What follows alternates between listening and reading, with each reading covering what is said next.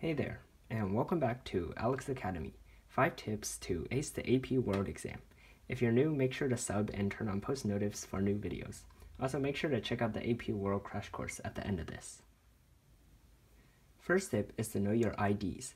By IDs, I mean proper nouns present throughout world history, the who, the what, when, where, how, and why of world history.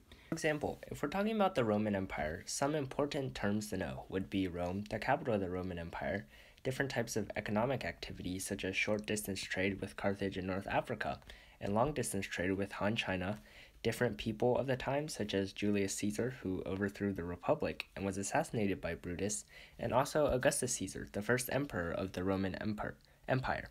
Also, social customs such as paterfamilia, which was their social custom where the male household dominated, are also important things to know. Know how to use them appropriately, because it can help you skim over certain stimulus on multiple choice and really help you cop those evidence points on essays.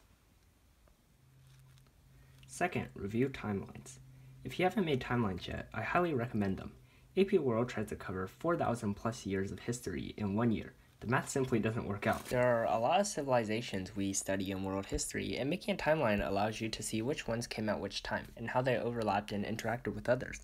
For example, the Maya Mochica kind of started at the same time, and they started before the Gupta dynasty in South Asia, which started just a little bit afterwards. Number 3, review charts.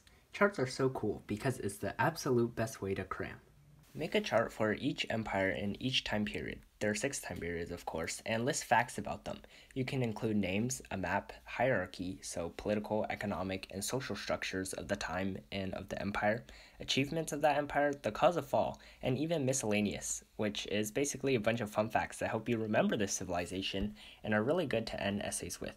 Charts go hand in hand with timelines, and you want to make one for each region in the world, so there are many, but generally I would go with the Middle East, Africa, Americas, East Asia, South Asia, and Europe. And this is important because it helps you compare and contrast different areas around the world. That is really what the bulk of the exam is trying to test.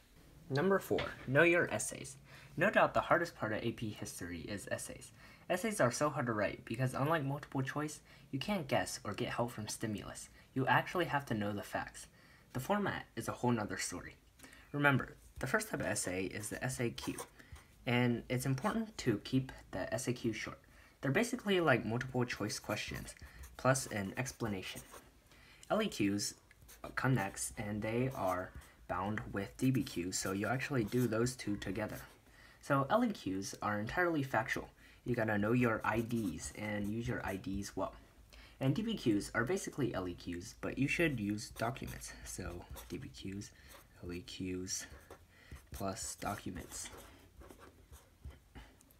And you use these documents to form your arguments and facts. Make sure to do your stuff so you don't trigger a grader's BS meter. Use your facts and use them accurately. Also, since LEQs and DBQs are grouped together time-wise, do the longer one first.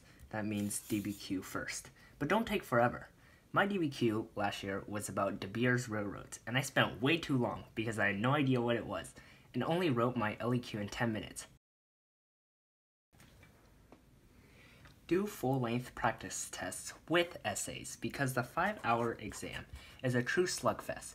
You need to build up your stamina. And finally, relax and don't procrastinate.